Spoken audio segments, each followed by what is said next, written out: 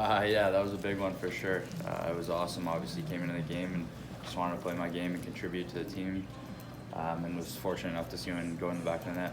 Karson, how do you manage emotions in a game? You'll never play in a bigger game, Game 7. How do you manage emotions? Yeah, I think the emotions are going to happen, nervous, stress, and all that. But after you get that first shift under your belt, then it's just settling in and getting back to playing hockey. How do you manage to find space with those big defensemen out there and find your open shots? Yeah, give them credit. I mean, they got big, lengthy guys, and at the end of the day, you just got to work a little bit harder to win a few battles and move the puck a little bit more to find some space in the ozone. Bruce is always talking about, talks about your motor, and that, like, if there are stretches in the game where you have to sit for a bit, you can come in and hit it, full speed. You probably didn't have a lot of experience sitting around before. Like, do you know where that comes from, or? Yeah, I think just staying mentally engaged on the bench, whether it's between periods or in between shifts, especially if you're not in there as constantly as you have been in the past. But I think just staying mentally engaged and knowing that you're going to get your opportunity and taking advantage of it when it comes.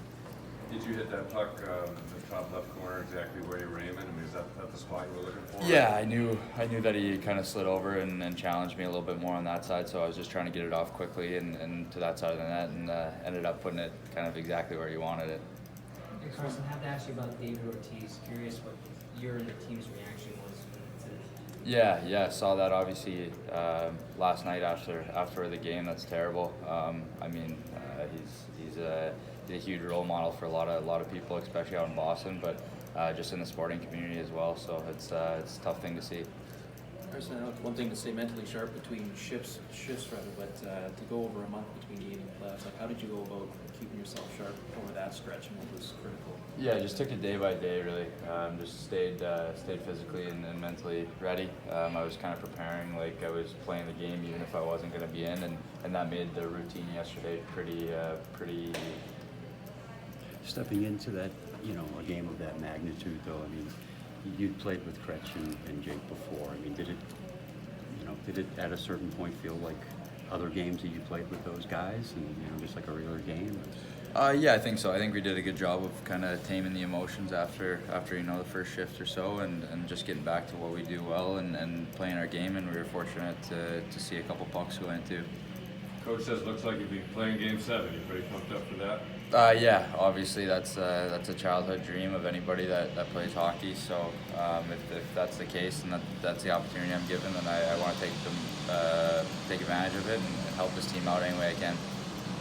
As a young player, what can you take from a guy like Bergeron who's been in this situation before? What was your reaction to his speech last night? Yeah, it was obviously awesome. Our leadership group is top notch, and whatever they say and do, we all kind of follow it. So to see those guys kind of share their knowledge with us, it really helps in the long run. Is it amazing to you, Karson, that you're undrafted, out of college, and here you are on the big stage? What a good goal. Yeah, definitely. I mean, I think it's a lot of hard work and playing good hockey and just doing the right things over a long period of time. This has obviously been a goal of mine and one that I've always wanted to achieve. So now that it's finally here, just want to take advantage of it.